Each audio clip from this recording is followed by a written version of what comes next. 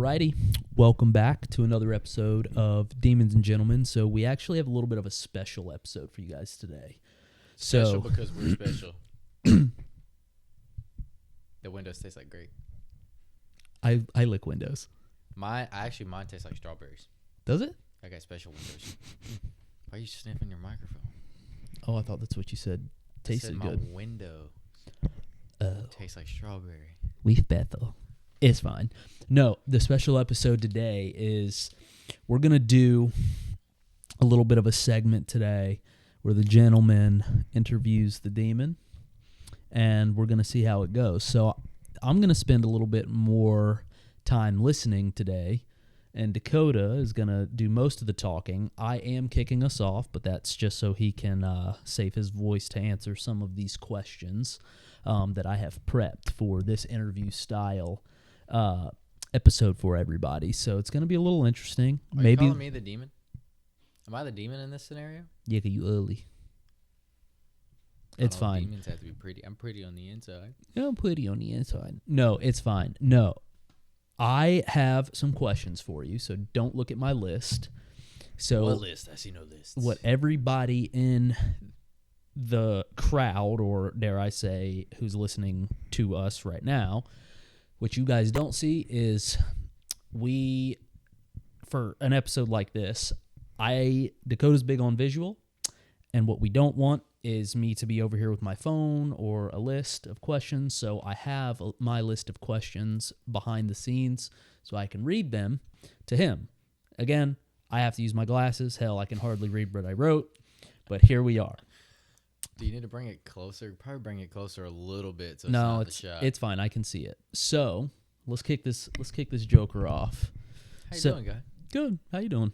It's been a minute since I seen you last. Nervous. You nervous? A little bit. Okay. You never know what to expect when just Greg is around. That's true. Especially when he opens that fucking mouth. Don't comment on that. Continue.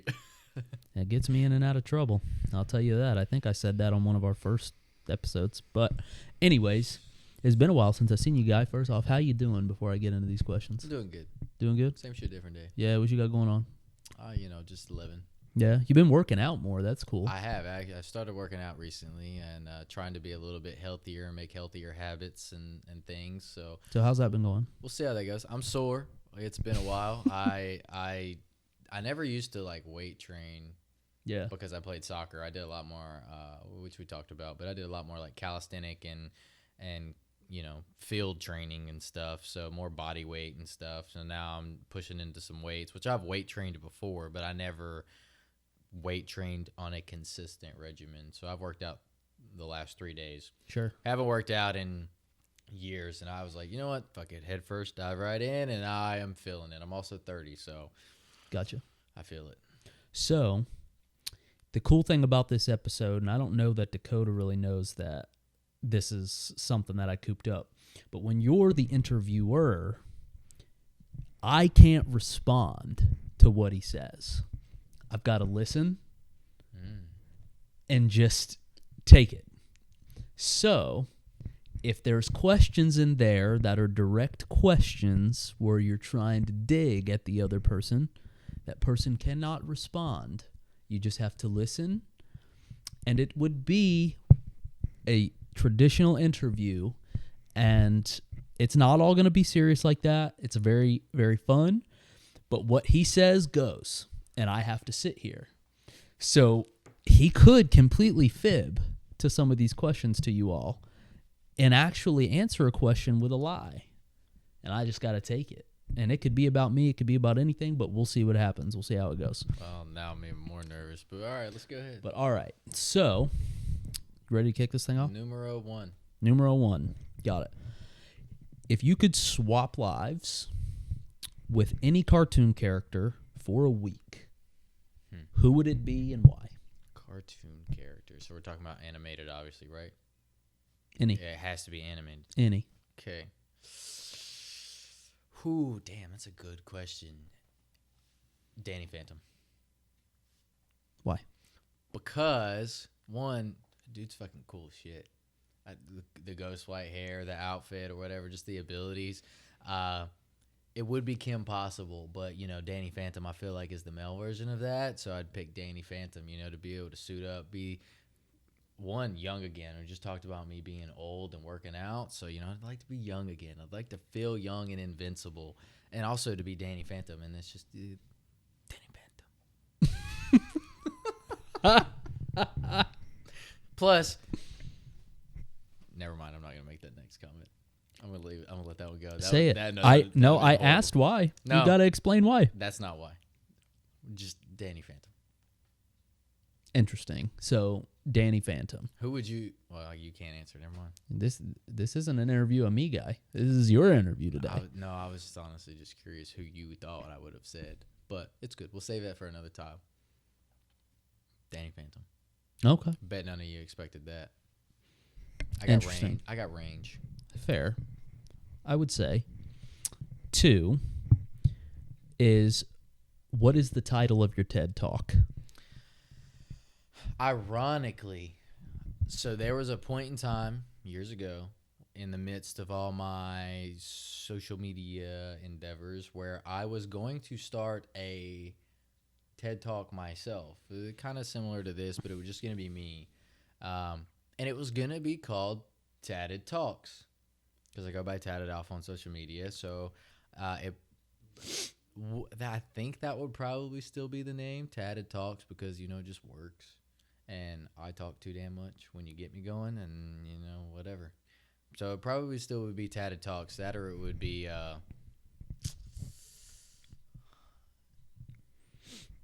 So what would your Tatted Talks be about? If it were just me and not anyone else, because my very first episode was going to be an interview episode. I actually still have the footage of the person I interviewed on my computer upstairs. But they would probably be similar to what we do now. Maybe not so much geared specifically towards men, but it would probably just be, life experiences and how, we can grow and develop, and, probably a little bit more lighthearted and funny. While still having that, even keel seriousness and stuff, because we go through a lot, we deal with a lot, but, everything doesn't need to be so, gloom and grim, sometimes, sure.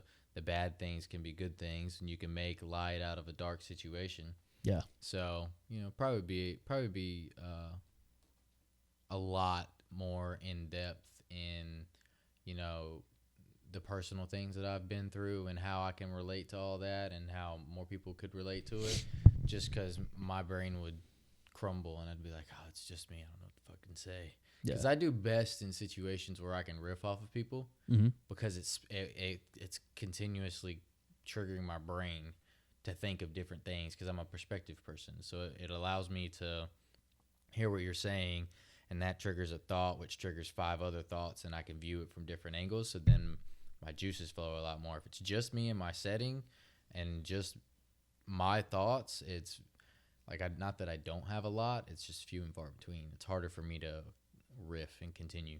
Yeah. Fair enough. I wish I could ask you more questions to that or kind of comment, but again, due to the rules of today's episode. Well, technically, you can ask. It's just another question. You're the interviewer, so if you pose it as a question. I guess that's a fair point. So when you say you like to riff off of other people, I'm not going to say this. I'm going to get us in trouble. Probably. Never mind. Question number 3. What advice would you give your 12-year-old self? 12? Mm-hmm. You'll figure it out. 12-year-old me was fucking... I bet he was. Yeah, he was not. No? 12-year-old me was... What was the age? Oh, for that? What was the age? I was 18. 18? 12-year-old me good boy. was still way too naive, especially since the fact that, and I'm not trying to call out my family or anything like that, I had to grow up fairly quick, fairly early, and take on a lot of responsibility and roles that I necessarily shouldn't have. Now, as I'm older, I appreciate that, because it's kind of helped me, develop into the person that I am in a lot of ways. But 12-year-old me was definitely more naive than he should have been. So I probably would give advice to him, and be a little bit more mindful, be a little bit more aware, and conscious of what's going on and what you're doing. In the situations that were going on back then that I had to deal with. Because I probably would have helped my development a little bit earlier on in some of the shit that I had to deal with. So Sure. probably just be a little bit more conscious and aware, not be so Fair. fucking young So, and naive. I'm curious, in what regard would it have helped you develop? Like how would it have impacted your life today? I think it would have honestly probably allowed for a lot of things to be easier to deal with, because I was so naive and everything. In a sense, like, I could have just grown up a lot faster. Not that I didn't need to enjoy being, young and everything. But some of the stuff that I went through early on, with parents splitting up and the dynamic and things and how life went for me at that age, I tended to just be, in a sense, blind purposefully to a lot that was going on, instead of just, being aware and paying attention to it and letting it, letting me allow myself to process what was going on, so I could go through the emotions and stuff of it to process and move forward to take those growth steps in a sense. Sure. So with what happened, with, to respect details. Yeah, I'm trying not to say too much, It's because I'm fine. sure at some point they might glance at some of these. Fair enough. To respect details, would you change what happened? I wouldn't change what happened. One, I can't change what happened, because If you could, would you? no, I wouldn't, because looking back, it was all more so to my benefit. I think I would just change how, which is sort of what I just said, I would just change how I responded and dealt with what happened and how it affected me, versus the way that I went about things or didn't go about things necessarily, due to age or being naive, or even not being naive at some points in time, to just, kind of not dealing with it the way that I should have, which ultimately ended up causing me sometimes more problems, and then sometimes was the better option of what I needed to do. Yeah. Okay. Fair. I'll let it lie. Okay. Let it lie. So 4, what is a place that you visited that changed your perspective on life?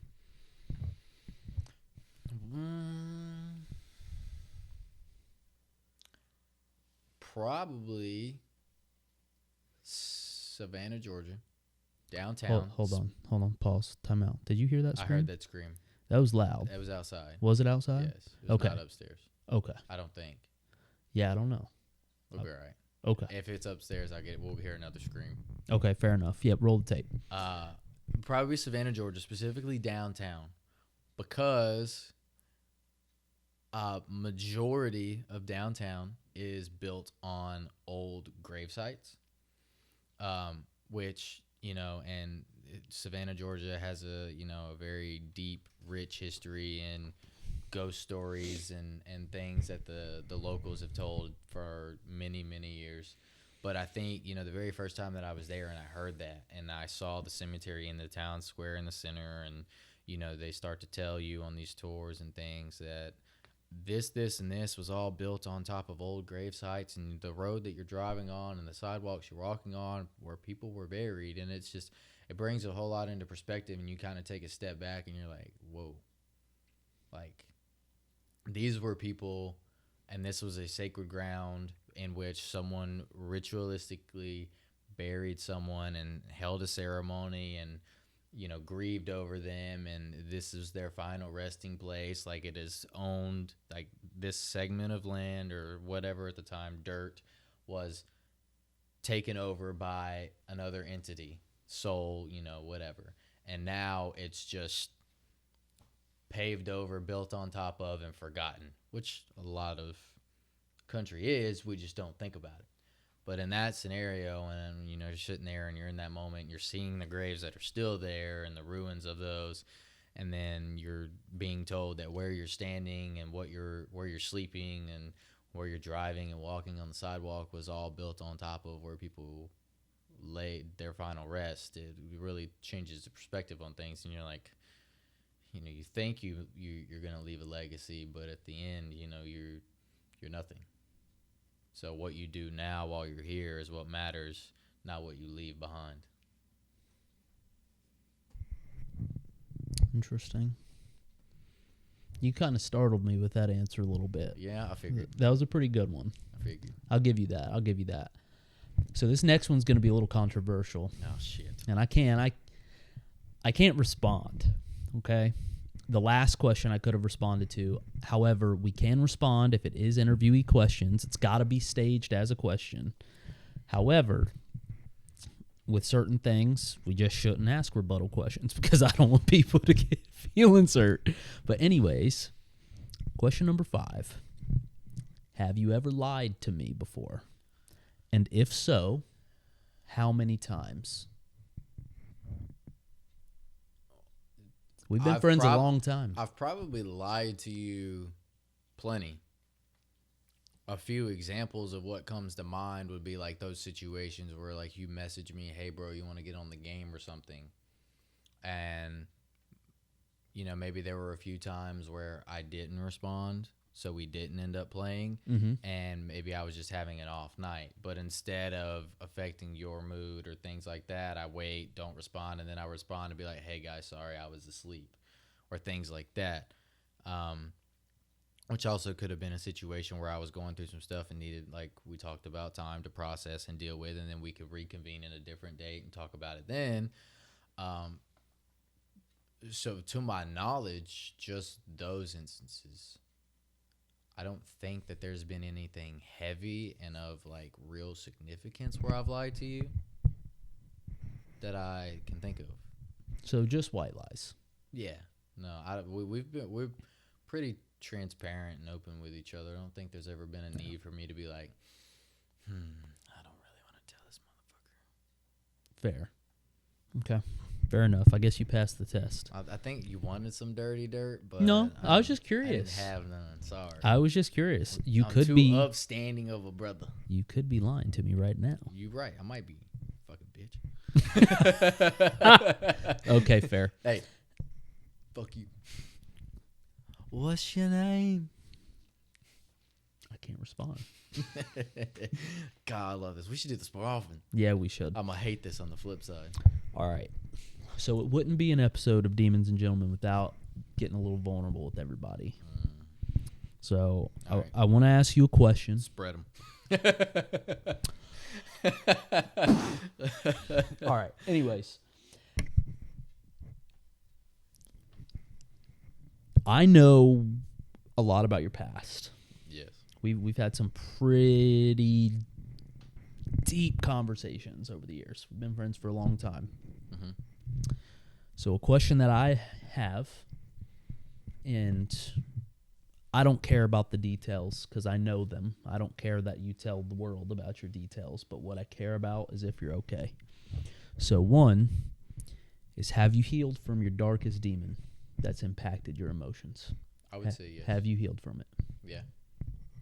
Do I still live with it and carry it? Yes. But have I healed from it? Also yes. How does it impact you daily?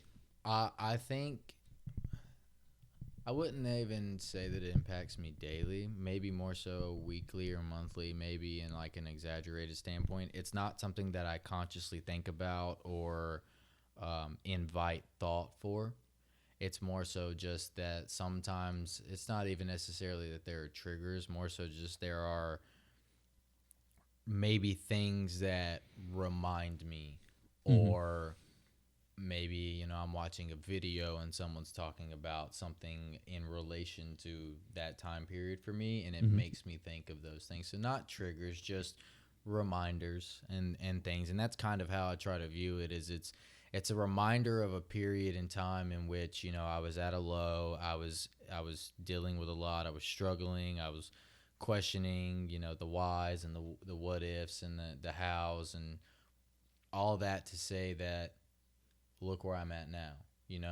I made it through. I dealt with it. I stuck it out. I took the punches on the chin, and in a time where everything was trying to knock me down, and I got back up. So, it's Yep. I still deal with it in the sense that I use it as a reminder of my growth and my success as an individual. But it was very dark. It was very, very grim and very, very challenging to deal with, especially in that one particular time period where I was a little more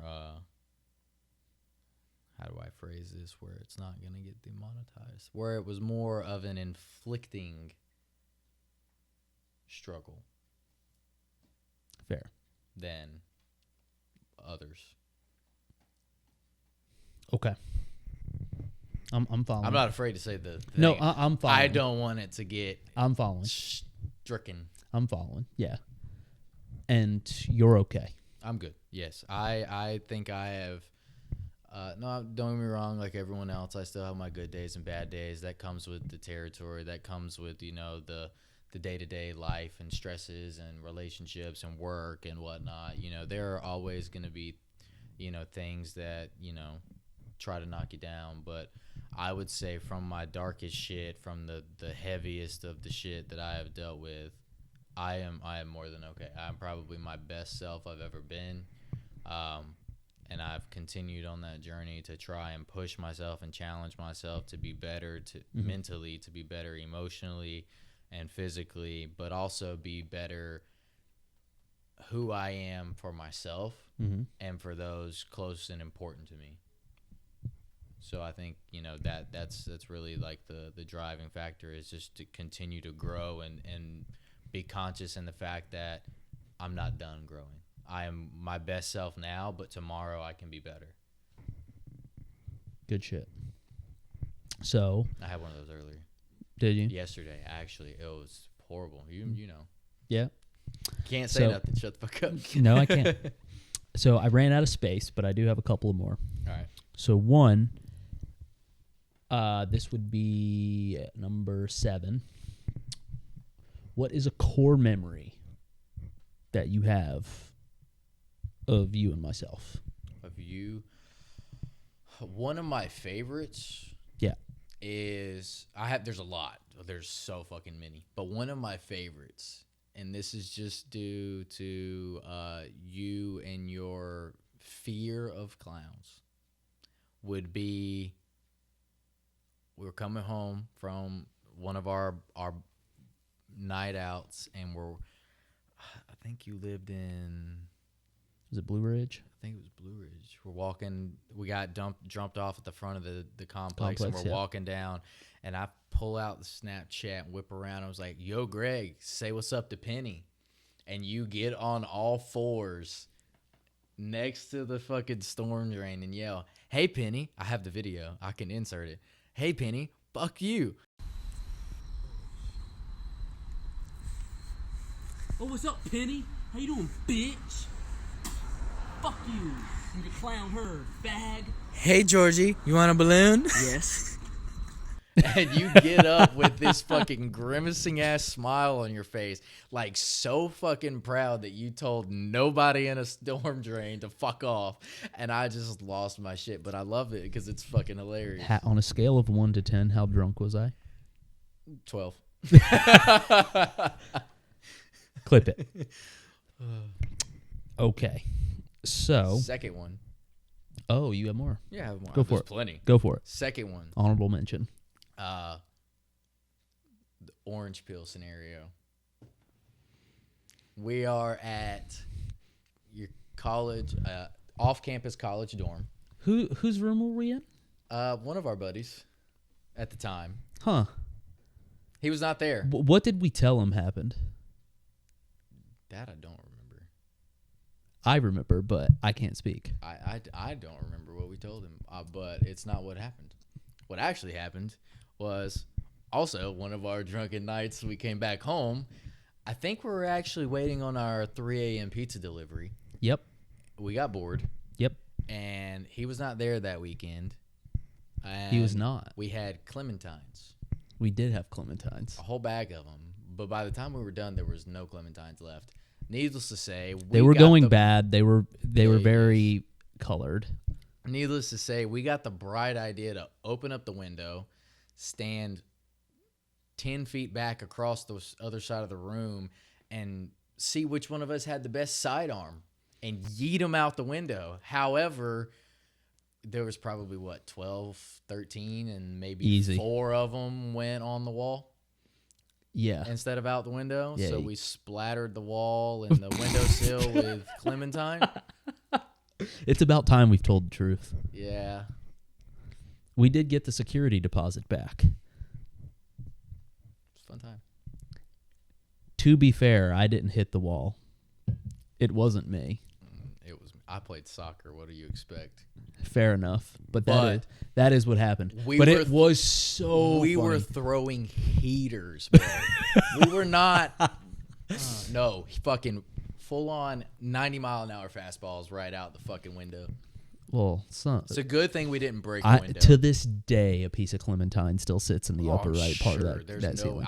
We scrubbed. Do you remember? We tried to clean it up so bad. That night and the next day. Yeah.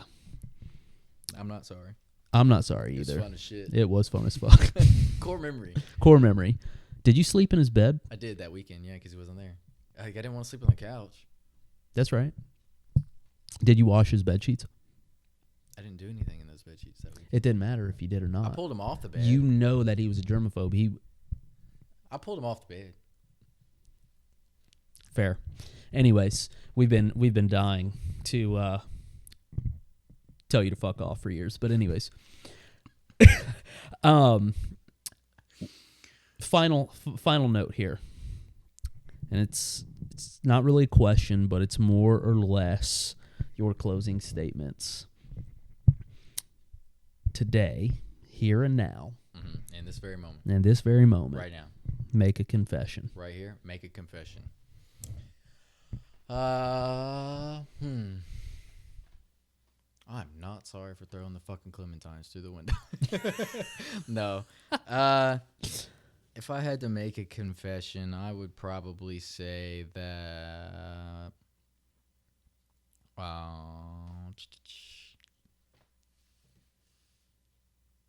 I feel like even though I try to be my best self, that I probably more so, and not just with you, just in general with all my relationships, could probably be a better friend and or partner, son, whatever, and check in a little bit more in the fact that, you know, I know we the space is there to have those conversations, and people know that I'm always willing to be there for them and everything at the drop of a hat, but I don't invite it enough. So probably just challenge myself to be a little bit more, you know, open to that and not be so cool guy. It's okay to not be the cool guy. It's okay to be a little bit more vulnerable and open and not be so naive. You fucking 12-year-old self. You just keep coming back, you dirty motherfucker. What a way to close it down. Again, today, special episode, special type for you guys. Episode for special guys. Special guys. Special plays. Anyways, I don't even know how the rest of that goes. But anyways, different style of episode for everybody today. Just, we're going to do this as a little bit of a theme from time to time. Damn. We're never going to let you know when it's coming. So you just got to stay tuned every week and find out. Next time, it might be me interviewing him, or he might interview me again. You never fucking know. Just tune in and find out. Like, subscribe, and follow. Damn it. No, just kidding. Please like, subscribe, and follow. We appreciate it, and we do appreciate you guys watching. It's our numbers have been pretty good for the early stages of all this. So we're very thankful and appreciative, and there's always more to come. Yeah. Because we don't shut the fuck up. We don't. We're just having fun with this thing. So it's been a good ride so far. And, yeah. We'll see you on the next one. See you on the next one. Peace. Later.